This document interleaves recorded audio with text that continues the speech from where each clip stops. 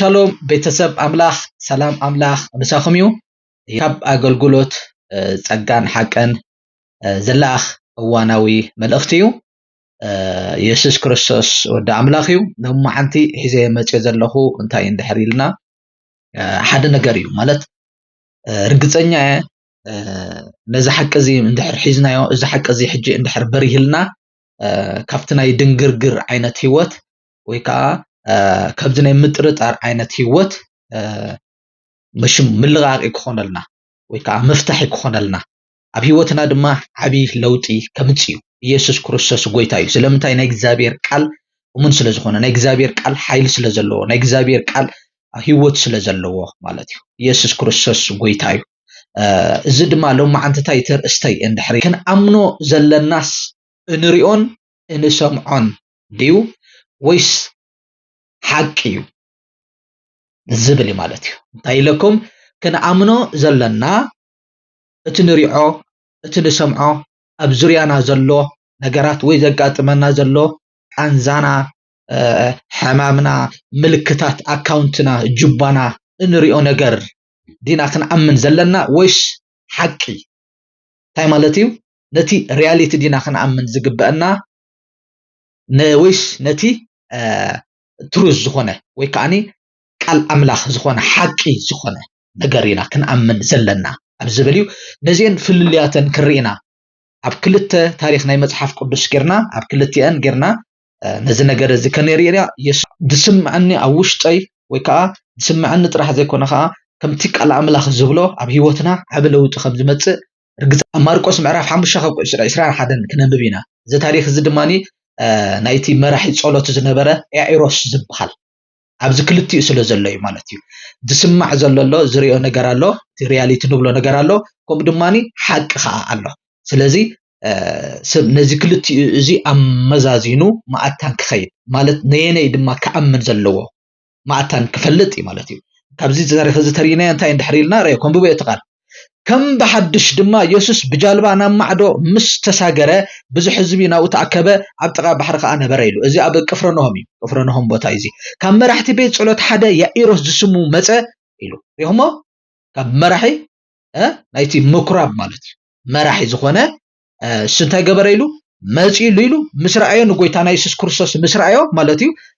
ኣብ እግሩ ወዲቑ እንታይ ኢልዎ ጓለይ ክትመውት ኢላላ እሞ ምእንቲ ክትፍወስን ክትሓውንሲ መጺካ ኢድካ ንብረላ ኢሉ ኣጽኒዑ ለመነ ኢልዎ ረይዎ መራሒ ጸሎት እዩ ናይቲ ቤት ጸሎት መራሒ ናይቲ ምኩራብ ዝበሃል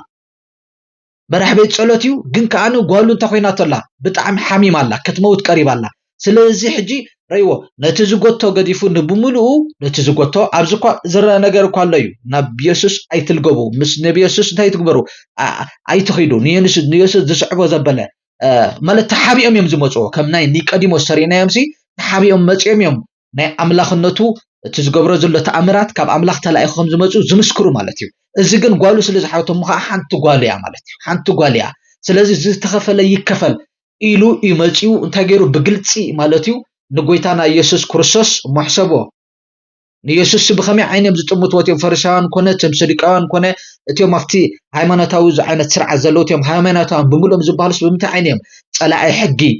ሓቀይ ጸላኢ ሕጊ ጸላእቲ ዝኽተልዎ ዘለዉ ስርዓት ገይሮም እዮም በትናቶም ኣእምሮ ዝሓስቦ ስለዚ እዚ ከዓ መራሒ ተባሂሉ ማለት እዩ መራሒ ናይቲ ምኩራብ ማለት እዩ ናቱ መራሒ ተባሂሉ ግን ከዓ መጽ ደድሕሪ ጎይታ ሽዕሮ ምሱ ድማ ኸደ ኢሉ ብዙሓት ብዙ ከዓ ሰዓብዎ ይደፍእዎ ነበር ኢሉ ሽዑ በቃ ኸይዱ ማለት እዩ ከይዱ ሽዑ ደድሕሪኡ እንዳኸደ ከሎ ነጓሉ ንኽፍውሰሉ ድሕሪ ኢየሱስ እንዳኸደ ከሎ ግን ብዙሓት ድማ መጽኦም ድሕሪ ድማ ታ 12 ዓመት ደም ዝፈሳ ዝነበረት መጽያ እቲ ታሪኽ ኣብ ማእከል ኣትሎ ኣብ ማእከል እቲ ጎደና እንዳተመላለሱ እንዳኸዱ ከለዉ እንታይ ገይሩሎ ኣትሎ ሽዑ ግን ረእይዎ እንታይ ይብል ማለት እዩ ንሱ ከዓ ኢሉ ሽዑ ካብ ናይታ 12 ዓመት ዝፈሳ ዝነበረ ሰበይቲ ንሱ ከዓ ጓሌ እምነት ከዲሕናትክ ብሰላም ኪዲ ከባሕማ ሕማምከውን ጻዓይ በላ ኢሉ ሽዑ ረእዩ ናብ ቁጽሪ 35 እቲ ቀንዲ ሓሳበይ ሕጂ ኣብዚ ማለት እዩ እንታይ ኢሉሎ ገና እዚ ክዛረብ ከሎ ረእይዎ ጎይታና ኢየሱስ ክርስቶስ እዚ ክዛረብ ከሎ ነታ 12 ዓመት ደም ዝፈሳ ዝነበረ ሰበይቲ ኪዲ ተፈዊስከ ሓዊኸ ብሰላም ኪዲ ክብላ ከሎ إذا زرب كله كاب جزا مرح بيت صلوت له رأيوه ካብቲ ገዛ መራሒ ቤት ጸሎት ናይ ያኢሮስ ማለት እዩ መልእክተኛታት መጽኦም ማለት እዩ ተላኢኾም መጽኦም እንታይ ኢሎም እንድሕሪልና ጓልካ ሞይታ ደጊምከ ስለምንታይ ንመምህር ተድክሞ ኣለኻ ዝብልዎ መጹ ረይዎ ሕጂ ድማ ሓደ መልእክቲ መጽኡ ሓደ ዝረአይዎ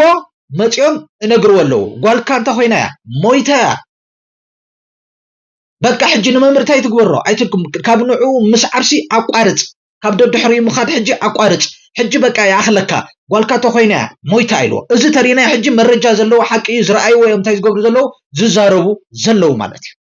ኢየሱስ ክርስቶስ ጎይታ እዩ ጎይታ ግን እንታይ ኢልዎ ኢሉ ረይዎ ጎይታኻ ኢየሱስ ካ እዚ ዘረባዚ ክዛረቡ ምስ ሰምዐ ኢሉ እዚ ዘረባዚ ክዛረቡ ምስ ሰምዐ ነቲ መራሒ ቤት ጸሎት ኣይትፍራህ እመን ደኣ በሎ ኢሉ ያሞ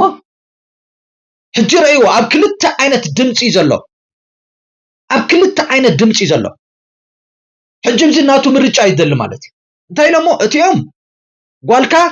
ተኾይናላ ሞይታላ ንመምህር ኣይተድክሞ ዝብል ድምፂ ኣሎ ዝረአይዎ ዝዳህሰስዎ ኣለዉ ንሶም ንዖም እንታይ ዝኾነ ግልፂ ዝኾነ ዝጭበጥ ነገር ማለት እዩ ከምኡ ድማኒ ኣብዚ ንጎይታና ኢየሱስ ክርስቶስ ከዓ እንታይ ብሎ ኣሎ እመን ደኣ ኣይትፍራሕ ከምታ ዝመፀኸያ ብእምነት ዝጀመርከያ ብእምነት ድማ እንታይ ግበራ ወድኣያ እሞ ወድኣያ ኢሉ ሽዑ ረይዎ ያኢሮስ ብጣዕሚ ረይዎ እንታይ ገይሩ ረይዎ ደድሕሪ ይስዒቡ ማለት እዩ መሪፁ ማለት እዩ መሪፁ ሕጂ ነየኒ ከኣምን ዘለዎ እዩ ኣብዚ ሕጂ ሰብ ዝዳናገር ዘሎ እቲ ክርስቲያን እኳ ዝዳናገር ዘሎ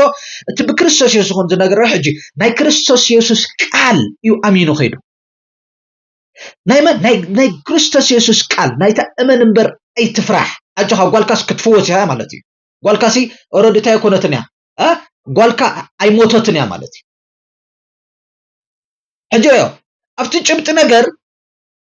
ሞይታ እዩ ዝብል ሕጂ ሓደ ነገር እየ ሓደ ብስራት ኣለኒ ብዛዕና ነግረኩም ሓደ ብስራት ኣለኒ እንታይ ምድሕሪልና ነገርካ ሞይቱ ነገርካ ጠፊኡ ነገርካ ደሪቑ ዝኾነ ይኹን ጉዳይ ኣብ ጥዕናኻ ክኸውን ይኽእል እዩ ኣብ ናትካ ህይወት ክኸውን ይኽእል እዩ ኣብ ኣገልግሎትካ ክኸውን ይኽእል እዩ ኣብ ናይ ቤተሰብካ ጉዳይ ክኸውን ይኽእል እዩ ግን ከዓኒ ቃል ኣምላኽ እንታይ ይብል ይክትብ ዘለካ እሱ እኳ ወላ ወረቐት ምስክር ይሃለዎ ክሓደ እኳ ኣይኮነን ግን ከዓ እንታይ እንድሕሪልና እሱ ግዝያዊ እዩ እሱ ዝሓልፍ እዩ እቲ ዘለዓለማዊ ዘይልወጥ ሓቂ ግን ናይ እግዚአብሔር ቃል እዩ ብስምብራት ቁስሉ ሓዊኻ ኢኻ እንድሕር ኢልካ ንስኻ ነየኒኻ ክትኣምን ዝግበካ ካብ ክልቲኡ ነቲ ሕማምካ ነቲ ቀንዘኻ ዘይኮነሲ ክስኻ ክትኣምኖ ዝግበካ ነቲ ቃል እዩ ዝብል ዘሎ ነቲ ሪያሊቲ ዘይኮነሲ ነቲ ትሩዝ ነቲ ቃል ኣምላኽ ነቲ ሓቂ ዘይልወጥ ሓቂ ዘለዓለማዊ ዝኾነ ሓቂ እሞ ዝፍጸም ሓቂ ረይዎ ናትካ ፍጻሜ ናትካ ዴስቲኒሲ ረይዎ ኣብቲ ትሪኦ ኣብ ዝሪኻ ዘሎ ኣይኮነን ኣብቲ ትሰምዖ ኣይኮነን ማለት እዩ እቲ ሓቂ ኣየናይና ዘለና ክትኣምኖ ዝግበካ ነየኒ እዩ ነቲ ናይ እግዚአብሔር ቃል ከምቲ ልክዕ ያኢሮስ ንመን ዝኣመኖ ነቲ ናይ ጎይታና ኢየሱስ ክርስቶስ ቃል ዝኣመኖ ሎሙ ድማ ኣብ ሂወትካ ኸም እዩ በዚ ክትጠፍእ ኢኻ ክብልኻ ከለዉ ኖ ከመይ ዝብል ቃል ኣሎ ኣነ ካብ ዘይጠፍእ ዘርኢ ريوبا كابي كافتهياو نزل ألم زنبر قال أملاخ كم بحدش زتولد كي ناتي زري زتف زري أيكونن نزيخا كتأمنو زقباكا كتموتيخا نات كان نجر ميت كم زبال نجر يلن قال أملاخ بزعبازي انتا يبلي أي كموتني بكا أنس قبر إكزابير تا قبري كزنتي أي كموتني بيوت كنبري كأصلي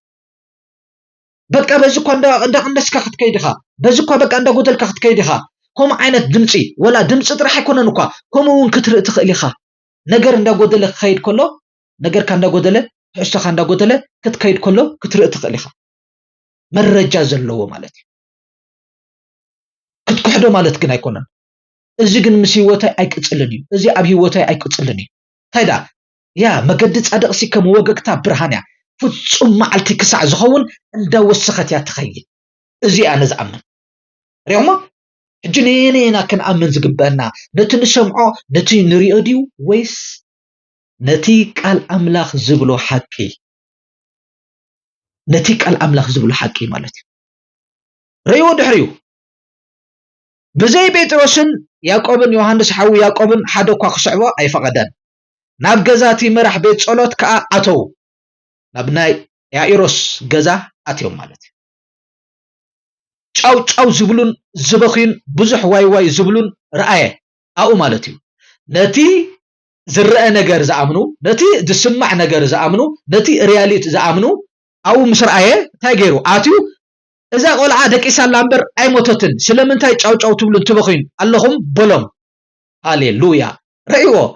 ኣብቲ ሪያሊቲ ክረአ ከሎ ሞይታያ ኣብቲ ሓቂ ክረአ ከሎ ግን ደቂሳ ዘላ ሓደ ነገር ከበስረካ تريو زلها ميتو خمسلكا خالي طفيو خمسلكا خالي دريو خمسلكا خالي تسفا زي بلو أروماي بكا أبكيو لتسفا زقرأس كالو نجر كهون خالي كم نيل أزار ريسا رابعتي جيرو أني تسفا تقبيت كهون خالي واو جنانا هذا نجري مودة أتزخون أتك الأملاخ زبالي أتك الأملاخ سليخا استزاروي نسيو تحكي ناتكا نجر أي موتون الله ناتكا نجر أي تودأن الله ناتكا نجر أي يبكأن الله تسفى أي تقرج أي تتحلل كتأمنو زقبأكا ناتي نجر الله يسوس كم يلوم نو أي موتتن سلمتها چاو تبلون تبخين اللهم بلو منيم چاو زبل نيرم منيم زبخين نيرم منيم تسفى زقرج نيرم منيم أوي زبل نيرم اتيوم بمرعين بمسمعن بتب زريوم زلو زخون زلو نجر زأمنو نحنا جنب بمرعي زكونس بأمنتنا نمالالس نأمنو دما نتنري يكونن نأمنو دما نتزيلوت قال أملاخنا نأمن نتزل ألمو زخون حقي ناتنا ديستيني ناتنا فلسامي زنجرنا تخكلنا زخون حق زنجرنا قال أملاخ نعينا نأمن سلازي نتيم بمرعي زأمنو نتيم بمسمع زأمنو قن تايلوهم چاو تبلو تبخين اللهم بلو سحقوا دمايلو بقسيل داوسو كيز خيد أنا خب زيت زريه الله كزري وملكتات الله سبات كوري خليم ناتي نجر أي موتن الله كتبل كلها جسحقها زلا قتلك كهلو يخليهم كم يوم جيرهم سحرهم نقول تايسس أي موتتن الله سلزبل نسجنا نخلهم أوجيو أبو تقول عن الديان تومس زلون حزو نبتا تقول عزلته أتو ريو نمن حزوم أتيو ريو عجه حزوم زاتو ريو نسجنا نخلو موتيو أبو تقول عن الديان تومس زلون حزو نبتا قول عتات نتيوم كان أتيوم نتيوم بمرأي نتيوم بمسمع نتيوم بزريوم زلو نتيوم زلو زأمنو نتيك الأملاخ زبلو قد زت أرات أورو مالك نعومي تاقيرو أوتيو إيدي تقول أحيزها تاليتا قومي بلا ترقاميوها تقول تنسيب لك اللو خيلو تقول دما بوبو تنسات 10 عامت جيرا نبرت مو تزاورت شعبي مقرام تقرمو يلو يسوس قويتاي حدا نقري لما أنت حتى ملغت زيك حلف لكم دليل زلو تريو زلخا أبزوريخا زلو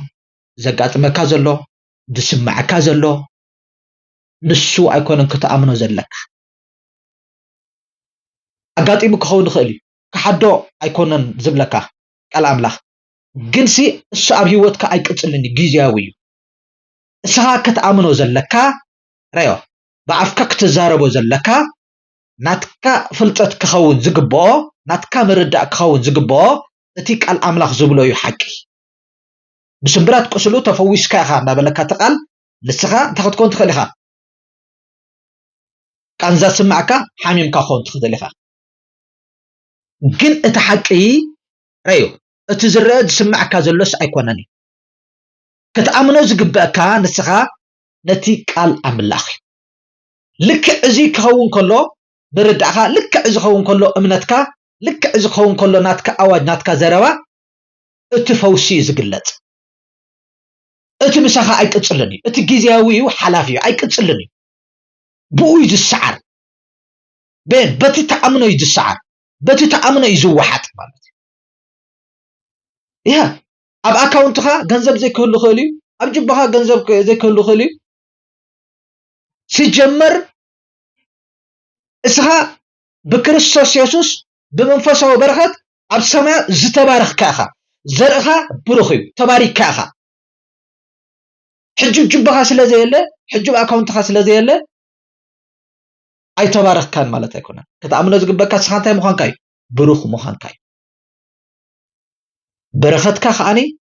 تبجنزب زي ركب بفلتات زي ركب ببيتسب زي ركب سلام صدقي قدسنا برخت أملاخ ኢየሱስ ክርስቶስ ጎይታ እዩ ስለዚህ ደሪቑ እዩ ጠፊኡ ኣብቂዑ እዩ ናትካ ነገር ሞይቱ እዩ በቃ ሕጂ ኦሮማይ ተስፋ ቁረጽ ንዝብል ድምጺ ወይ ዘሪኤካ ዝኾነ ተግባራት ዝረአ ኣብ ነገርካ ንዑ ይትእመኖ ሳክታ ኣምነ ዝግበአካ ነቲ ስኻ ብክርስቶስ ጻድቕ ኢኻ ብክርስቶስ ኢየሱስ ሓድሽ ፍጥረት ኢኻ እቲ ብሉይ ሓሊፍ እዩ ኣረጊት መንነት ውጽኢቱን ፍሪኡን ሓሊፍ እዩ ኩሉ ሓድሽ ኮይኑ እዩ ዝብል ነዚ ነገር እዚ እመን ንስኻ ብሩኽ ኢኻ ከምቲ ቃል ኣምላኽ ዝብሎ ኢኻ ድማ